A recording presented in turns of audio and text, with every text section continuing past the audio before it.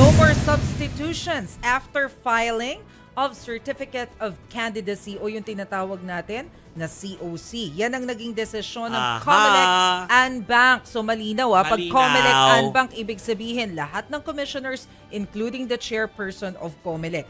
Ibig sabihin matapos ang filing mula October 1 hanggang 8, hindi na papayagan ang paghahain ng substitution kung withdrawal of candidacy ang magiging dahilan. Papayagan lang daw ang substitution hanggang November 15 kung masasawi o di kaya madi-disqualify ang isang kandidato. Pero kailangan kapareho niya ng apelyido ang papalitan at magmumula sa kaparehong partido. Malinaw yan kasi alam po natin na minsan nang naabuso itong substitution na ito na nagamit ng ilang kandidato para mapag-usapan ng husto. So ayaw natin yan. Walang lokohan, be honest. So ano yan? Kumbaga may period na pwede nyo gawin pero hindi pwede sa kaduluduluhan kung kailan kainitan na.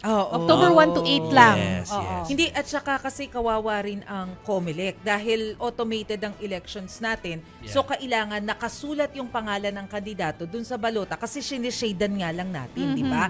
So kapag ka late nag-substitute, paano mangyayari dyan? Ilan yung masasayang natin na balota? Di natin alam. Exactly. At saka, i-normalize po natin, alam natin kung sino yung gusto tumakbo. Para alam natin kung paano sila i-judge.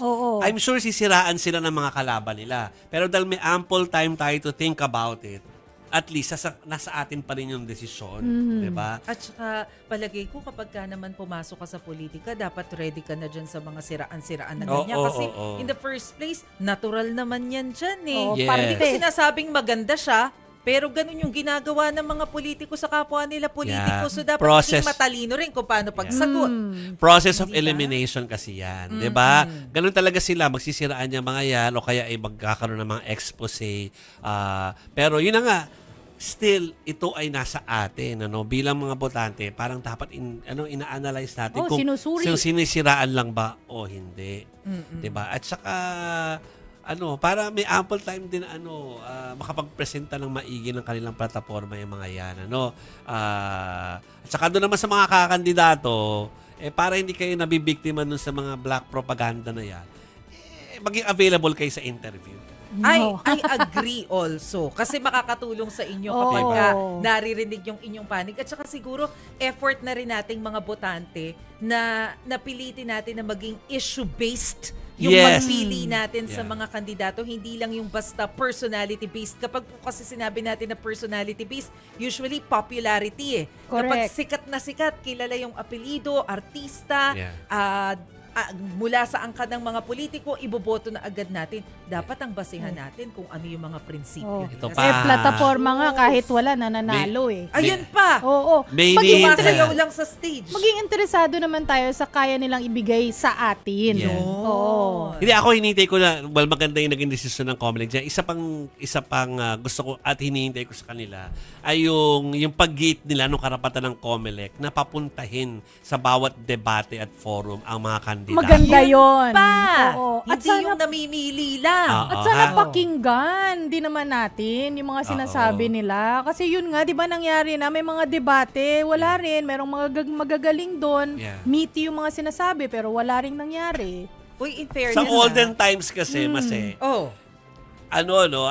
hindi naman nawawala yung mga sumasayaw, tsaka may jingle na catchy. Maski nung lumang panahon, gano'n naman po talaga. Pero yung mga yon na mga na-cover naming matatanda, dumadalo pa rin sa forum, dumadalo pa rin sa debate, at saka pupunta pa rin doon sa mga bayan to say what they want to say. Sabihin yung plataforma na ibibigay pa rin.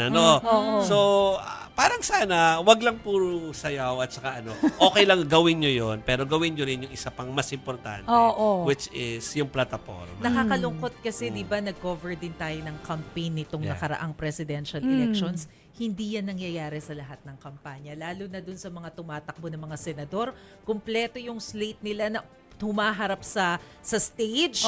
Pero ang ginagawa nila, kumakanta, sumasayaw, hindi malinaw yung plataforma. Oo. Yun ang nakakalungkot. Parang nawala na sa mga isip din sa mga nanonood, no, na asa na ang plataforma o plano na mga ito para sa akin, para sa iyo, mga kapatid. Actually, share mo natin yun sa mga kandidato. Pero, siyempre, paalala rin natin sa mga audience o sa mga botante.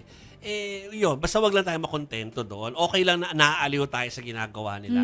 Pero tanungin din natin yung mga tamang tanong. Kung pag umupo ba to, ako ba ang ilalagay niya sa isipan niya kapag nagtatrabaho na siya o pipiliin lang niya yung gusto niyang tulungan. Correct. Okay? Isipin mo kung ano yung mga pinaka-importanting issues sa'yo, yung concern mo. Ang concern mo ba tungkol sa pagtaas ng presyo ng bilihin? Sino dyan sa mga kandidato na yan ang nakikita mong may maayos na plataforma para maresolba yan?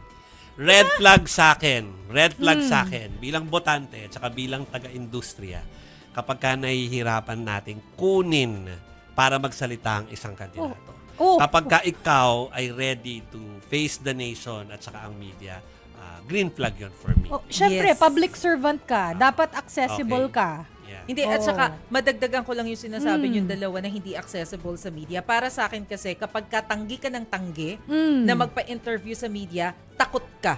Kasi hindi ka ready na sumagot sa mga issues. Exactly. Diba? Kasi ang dali namang sabihin na hindi ka agree doon. O kaya, ay wala pa akong plano dyan. Pero sige, pag-aaralan ko yan. Pero parang yung tipong para kang umiiwas anyway. Red flag yun. Sabihin na naman ni Rose Novenario, yamot na yamot tayo sa mga hindi. Mama Rosa! Mama Rosa! Okay, So, handa na ba talaga siya? Hindi natin alam.